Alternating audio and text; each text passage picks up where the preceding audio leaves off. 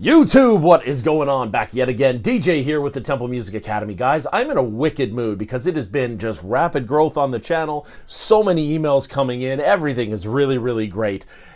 This is just fun. And I read your comments. I have not forgotten about our Purple Bunny friend here, but he doesn't have a name. So if you guys have any name ideas, throw it in. Today's video is really exciting to me for a multitude of reasons. I want to talk about this cool coffee company. Now, full disclosure, I do not get any kind of advertising thing at all from this company. This is seriously me just sharing with you guys something I'm super into. Before I opened the Temple Music Academy, I never actually drank coffee. So we've only been open about 3 years, and now I find I start to need the coffee because the 14 to 16 hour days, 7 days a week tends to get a bit much at a time. In like an effort to find a company that I wanted to support or whatever, instead of just buying any old coffee off the shelf, I always try and find something that I can support. And I ran into these guys called Black Rifle Coffee. I saw their commercial and it made me laugh so ridiculously hard. I had no choice. I had to start buying their coffee. Their life goal, apparently, is to hire 10,000 military veterans. If you want to give them a shout, check it out. Black Rifle Coffee, easy to find. But on to music. We're going to talk about Obliviscaris, which I believe means don't forget. This band is actually one of those bands the universe has denied me the privilege of seeing or hearing before. Because every single time this band was anywhere remotely near where I live, I was on tour with my band somewhere else. So Obliviscaris, if I'm saying that correctly, Obliviscaris is one of the bands I literally still to this day have not heard anything about. You guys have emailed and commented multiple times about this and said that it was something that you believe I would be super into because of some kind of elements and whatnot. I didn't read super into detail about it because I didn't want to get any kind of preconceived notion. So I have no understanding of this band whatsoever. I'm simply going to grab the headphones. I'm going to throw it on. Guys, as always, you know I got to plug. So if you like what we're doing, please like, comment, subscribe, send me an email. You guys know the email by now, but I'll put it right here. Here we go. Obliviscaris and Plague Flowers the Kaleidoscope. Sick name, by the way. Sick name. Let's do this. So as I said before, we are Obliviscaris. We come all the way from Melbourne, Australia. Oh, from Australia. We wanted to come here to the US for so long, and it's just absolutely amazing to have so many of you here and early to see us. So thank you guys so much. We really, really appreciate it. What is it with Australian bands that kick so much butt? Like, back in the day, there was Silverchair. There was obviously AC/DC is the one that comes to mind for a lot of people. Now I am aware of this band as well. Oh, dude, I love it. Thank you, Australia. Thank you. We have one more song for you guys tonight, but before we get into that, over in that back corner over there is our merch desk, and about 5 minutes after this show, we're going to be hanging out over there. So please come have a drink with us, say hello, and we will do our best to come back and see you guys again as soon as we... Okay, I shouldn't say this, but I'm going to say this. That's actually a trick all of us do when we're playing live. It's a sales trick. Most people want to meet the band that they just watch perform, so all bands try, especially in this era of like merch is how you basically get paid. The bands will go stand behind their merch table and say, hey, come meet us, hang out with us, because they're more likely to get a sale as they're talking to the fans that want to talk to them anyway. So rather than split the audience where they talk to them here and then go stand by the merch table later or hope that the audience goes to the merch table, they just split the difference and stand right at the merch table. Brilliant move. We all do it. Super smart. Violin. Great drum kit, too. All right, here we go. Blow me away. This one's off our album Portal of Eye. This one's called And Plague Flowers the Kaleidoscope. Dude, what a name.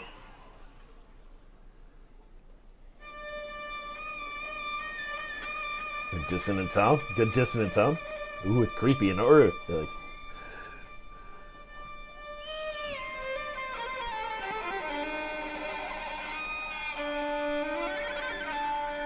Excellent. Excellent.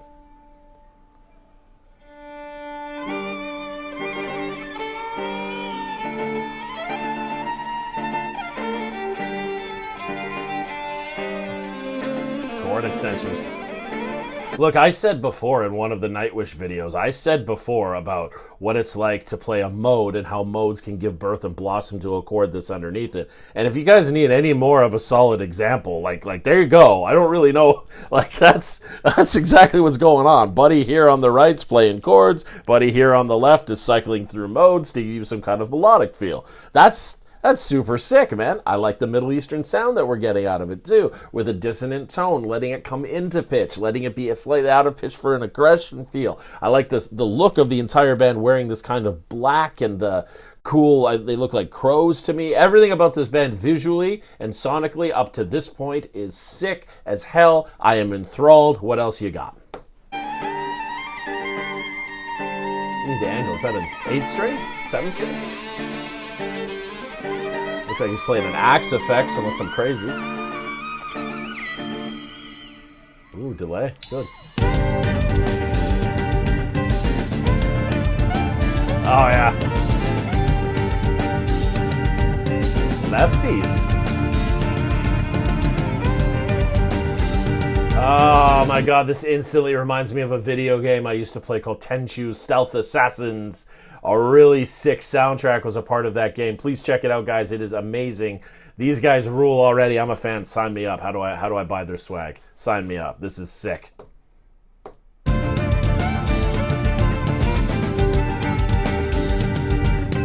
What a groove. What a groove.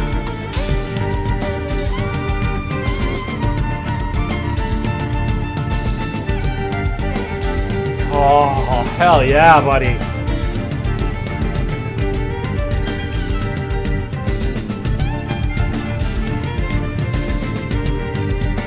Oh my God, yes! Loving that snare sound. You guys can see the drummer's wearing a GoPro. This is huge for bands like this, too, to get any kind of content necessary for their social medias and whatnot. Side note, my band has recently been looking at hefty duty contracts, and it's surprising how, like, this is probably a contractual obligation. How they have to have that. It's so crazy. But, dude, sick.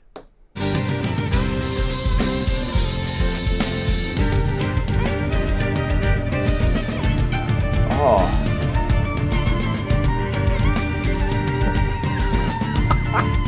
Oh, dude, you rule, man.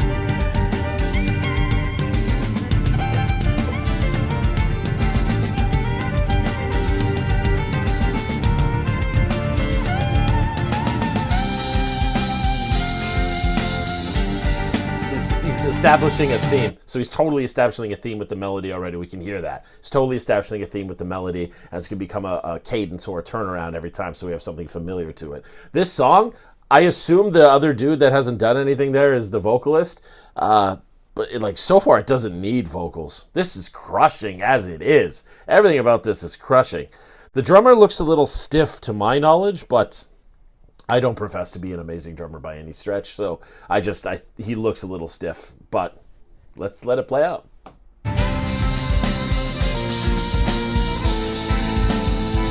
Oh, what a note choice. Oh.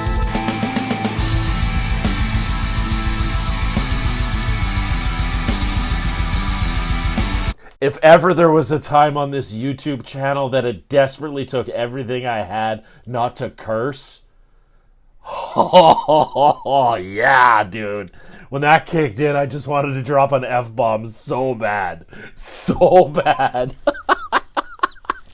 Oh, my God. Let's rewind that. That was so gnarly, dude. Oh, yeah. Slow-mo rewind. Nah. Let's just speed this up. Let's just speed this up and feel the power. Just the way it kicks in.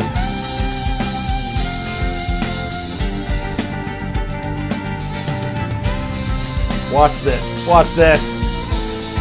Oh, boom, boom, boom, boom, boom, boom.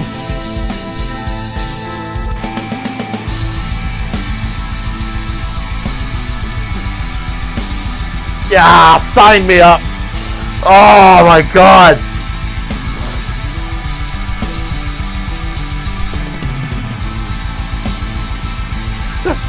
Really feels in 6, right?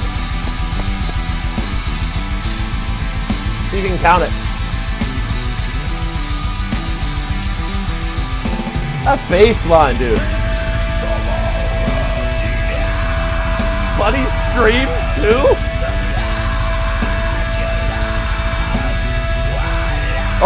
Oh, I actually got that wrong. Oh, I'm sorry. I thought the violin player was the screamer at the time. I was like, he screams too? Okay, let's rewind that because I want to hear this guy's gutturals. There hasn't been much on this channel I've had the pleasure of reacting to that has like good harsh vocals to yet, aside from the Ginger one that we did. But I'd like to hear this. Oh, God.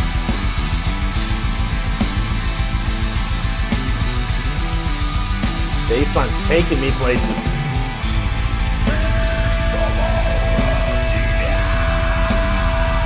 Vocal fry sounds like.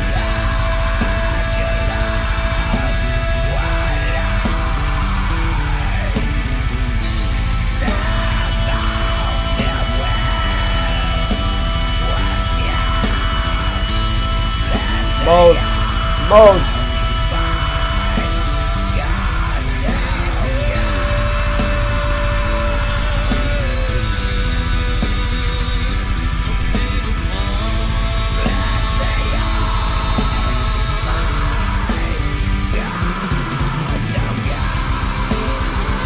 I swear if it wouldn't screw up the screen recording, this screen would open up their web store and I'd be buying something. What the hell, Australia?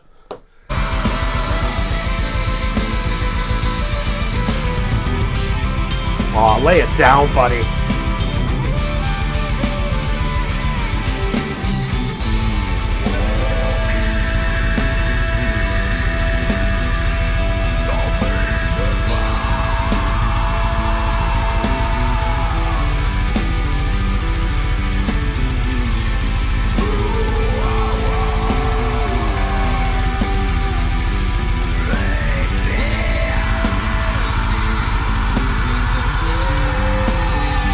Slip.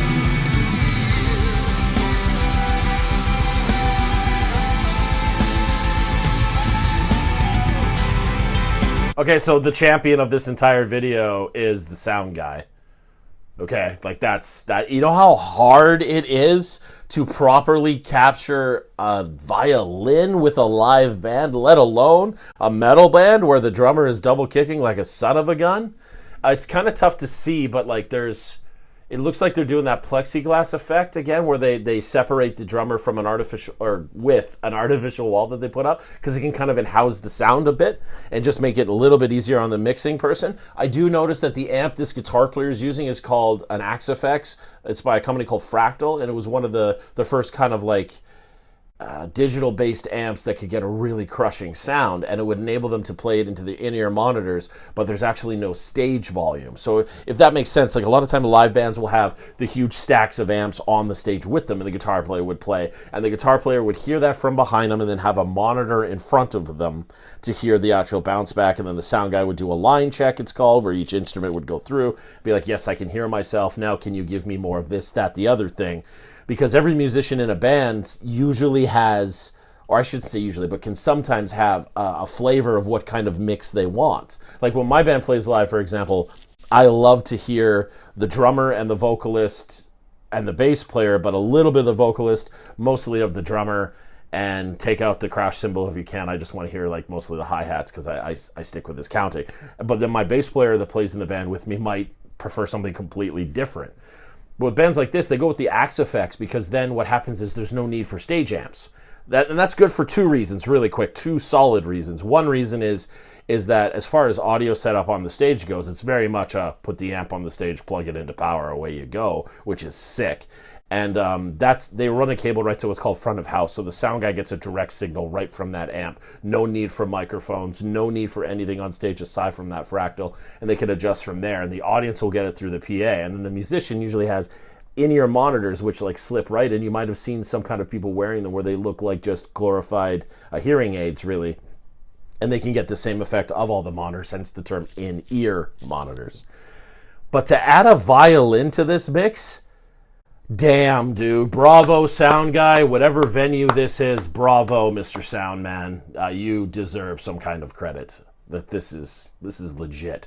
This is legit. What Unless it's electric violin, but even then.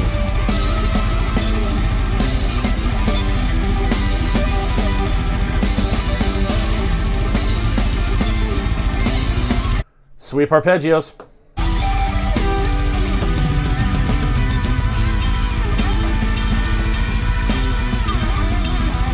Okay, so cameraman failure on that point, I must be honest. If there's a guitar solo, you probably should have panned over to the guitar solo. So I'm going to rewind it a little bit and catch that solo again.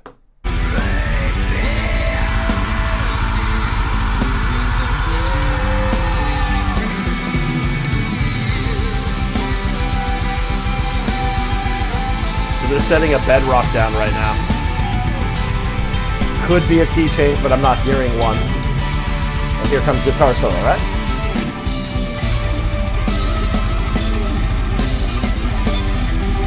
Boom, boom, boom, boom, boom, boom, boom.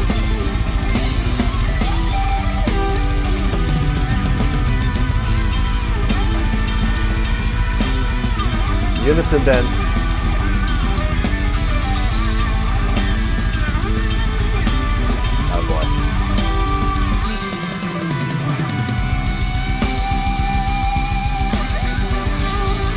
See the in-ear monitor?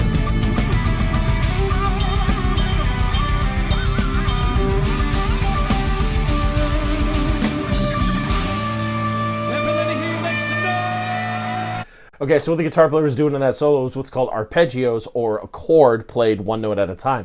Anytime you play a chord, fra, but then you separate each note, do, do, do, that's called arpeggiating the chord, and it has a very popular term called arpeggios. So what guitar players started doing with the heavy metal stuff, I can't even say with the heavy metal stuff, because there's jazz instances of it before heavy metal was a thing.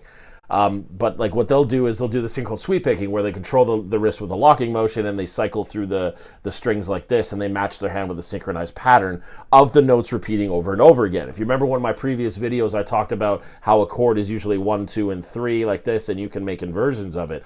But what happens when you get an octave of a chord is it's the same 1, 2, 3, just played again, either lower or higher or something like that. Sometimes you can have multiples of it. Even though the guitar player moves left to right and covers areas, they're really hitting the exact same 3 notes, or maybe the chord has 4 notes. But what I'm saying is they're hitting the exact same notes of the chord cycled this way. They may change chords.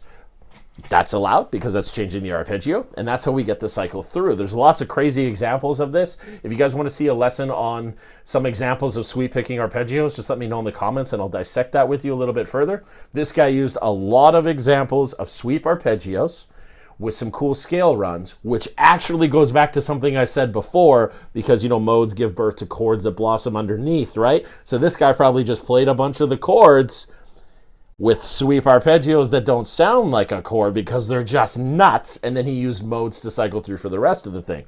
I will make one comment on the picking hand, and I would say just try and relax the picking hand a little bit more, because he's super stiff like this, right? And you want to relax your picking hand to get some more tonal changes out of that. But I mean, sick guitar player all around. I'm a music teacher, guitar teacher guy, so I got to point that out. Relax your picking hand. Continuing. Thank you guys so much. We're Obliviscaris. We'll see you guys next time.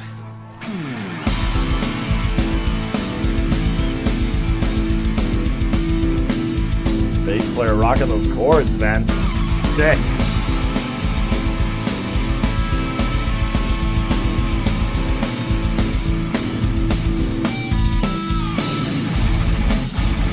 Ooh.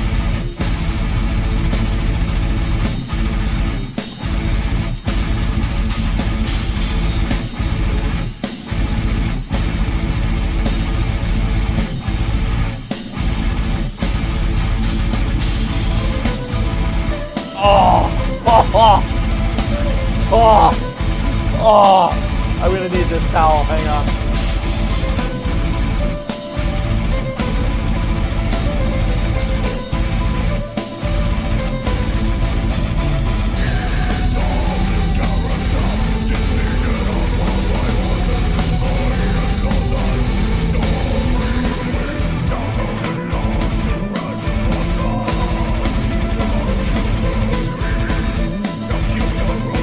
Dude.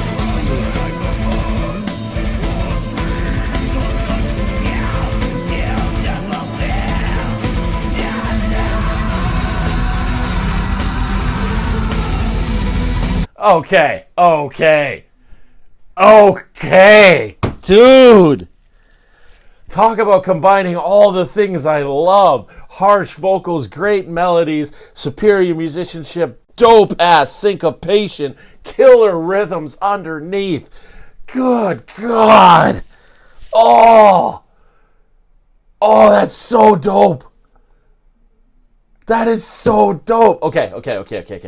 Let's talk about something. I was thinking in my head at the beginning of this, it had a very Opeth-y feel to it. And there's a killer Opeth song from back in the day I want you to go check out. Please go check it out. It's called Deliverance. That's the name of the Opeth song. Where towards the tail end of the song, they do this kind of thing again. They have this cool kind of rhythm where it goes, yagadadum. And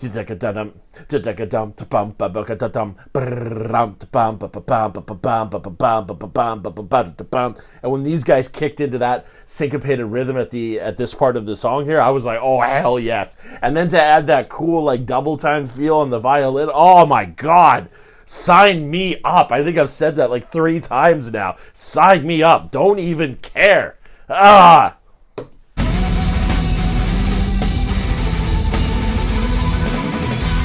Oh, it's a totally other drum set. Ooh. Buddy letting those fly. I love it. Chord extension, see that?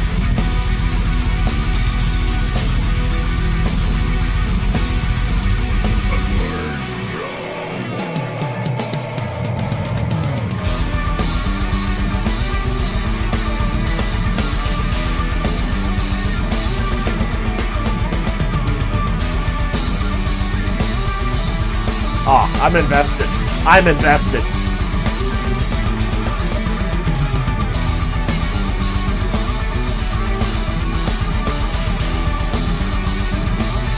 going to say again, Mr. Sound Guy, you deserve some kind of prize. Please treat yourself. Prizes at the lobby. Enjoy.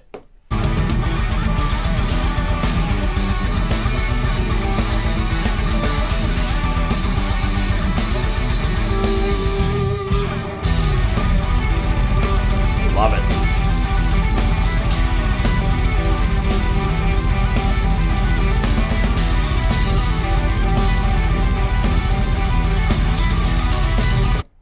Okay, I got to talk about it. I mean, a guitar player starts doing stuff, you guys know I'm going to talk about it. What we got here is double tapping, or sorry, rather, I guess it would be 8-finger tapping in a way is what it's nicknamed, because 8 fingers over top of the guitar. I'll do it this way, over top of the guitar neck. So his left hand in this example will start tapping a completely other scale and or arpeggio, while his right hand, or fretting hand, will begin to hold down either like the bass of a chord or another chord altogether, and he'll start cycling between the two and dancing with octaves. If you guys want to see a killer example of this to an inhuman level, look up a good friend of mine. His name is Chris Broderick. Look him up on YouTube for some of the examples of his 8-finger tapping. You can probably just find it by going Chris Broderick 8-finger tapping, where he plays entire Mozart pieces like this, and it's just not human, but you know, neither's Chris, so there's that.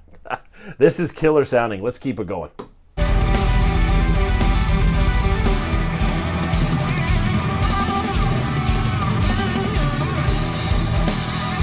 Good use of the whammy bar, bro. Ooh. Polyrhythm.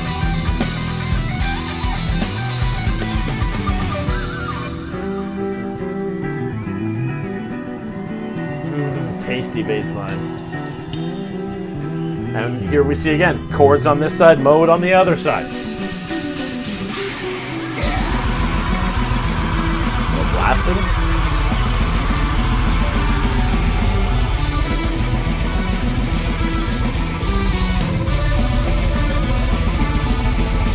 Through my headphones, you can hear it. I don't know how well it'll turn on your audio set, but listen on the headphones where the violinist has been doing something for a while, but it took this sound guy a second to adjust and get the violin to come through to the listener. And that's what I mean. That trying to mix a violin in a live setting like this is no easy task. The fact that he's getting any success out of it at all is a testament to how good this sound man must be. So bravo, props. I don't know if it's a local, like, in-house person to this venue, or if Obliviscaris tours with a sound guy, as many people actually would tour with a sound guy.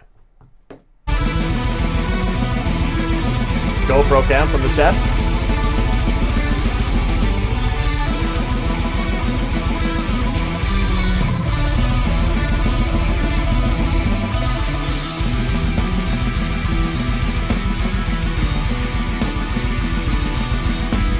Good setup.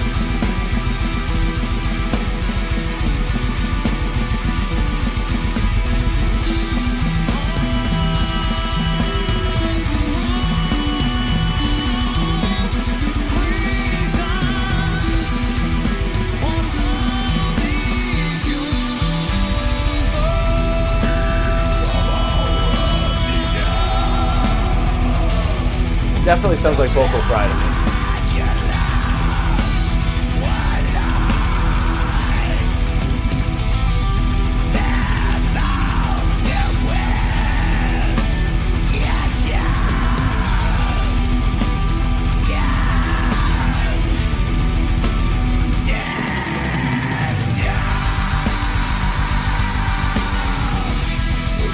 Big, huge moments now, right?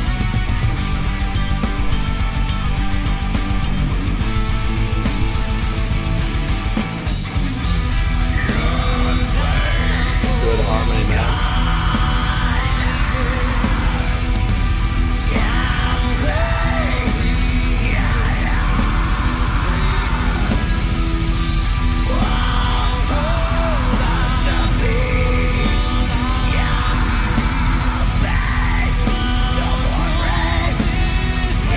I'm just in a trance. I'm just in a trance with that violinist vocalist guy. I just can't. Oh, I can't even. I want to stop and talk about stuff, but they're just like, I'm like going somewhere, man. Oh, this is the kind of music I would just shut the lights off and just listen with headphones and just lay on the floor and just accept in all its forms. Because this is brilliant.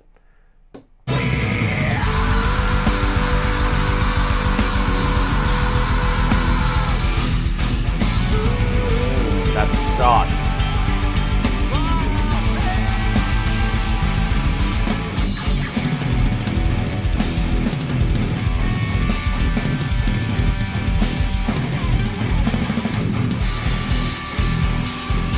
Wow, bravo.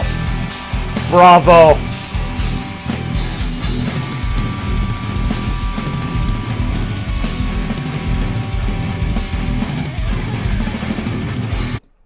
Truth be told, I've crowd surfed almost every time we've toured, and it's so much fun. I don't even care. Haters gonna hate. It's so much fun, guys.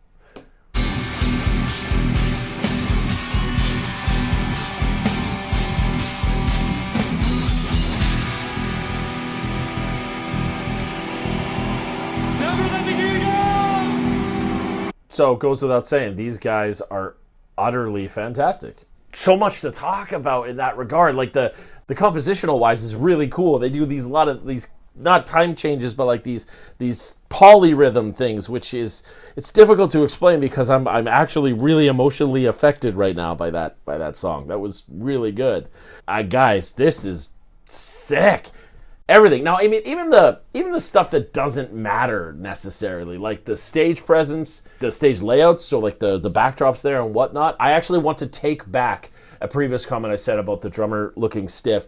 Although I still believe he looks stiff, I think it might be because of, you can see there's a different complete drum kit, probably from another band, and then behind them it looks like there's another drum kit behind that drummer for one of the headliners. So a lot of times the headliner of the show will show up and get their whole sound check done, their line check done, everything, and then all their gear covered and it doesn't move. And the rest of the bands that are on the bill that night are expected to set up in front of that one, so in front of the headliner. So in an instance where it's like a touring bill and the touring bill is not sharing gear per se, so let's say it's 3 touring bills and then you're the opening band as the fourth band has to set up in front of this one, who sets up in front of that one, who sets up in front of that one. And you can imagine that the space slowly it whittles down to nothing. Everything about this band is cool. I suspect that the main vocalist there is doing vocal fry, so there's a cool, like, lots of videos on YouTube talking about vocal fry. In extreme metal vocals, there's things like vocal fry, false chord, gutturals. In the head voice falsetto range, we can do like a pig squeal thing, and you can get like nasal passage stuff going on to make like that cool sound. I've mentioned before, one of the best guys in the game is Cattle Decapitation. You guys might have seen me wear the shirts or talk about them. But what we didn't talk about is who I believe the best false chord guy in the game is. And again, this is just subjective opinion. But one of the best false chord guys in the game is Phil Bozeman from Whitechapel. So check out Whitechapel and check out Cattle Decapitation for what is my opinion some of the most premier extreme vocalists doing the best thing. But let's talk about Ne Obliviscaris. I feel like it's a prog style metal band, which there needs to be more of this. This is great. Prog style is really fantastic, especially as a musician or a music educator. It gives you lots of time to dissect and interpret and absorb and get the feeling of all the stuff that they're going on or writing through or playing through. Everything was fantastic. Again, we see a sick example of chords blossoming, giving birth to modes, allowing them to play the melodic features and carry us into a place. We saw the guitar player doing a solo with some 8-finger tapping kind of thing. That's brilliant. I think to be more specific, let's call it multi-finger tapping, just to be more accurate on the term for the guitar players watching this video. Guys, thank you so much for recommending this one. This is a treat to my afternoon. Guys, let me know in the comments what you thought about Ne Obliviscaris or other Ne Obliviscaris songs or all things Ne Obliviscaris. Guys, as always, like, comment, subscribe, send me an email. As always, this is the Temple Music Academy. Watch it go.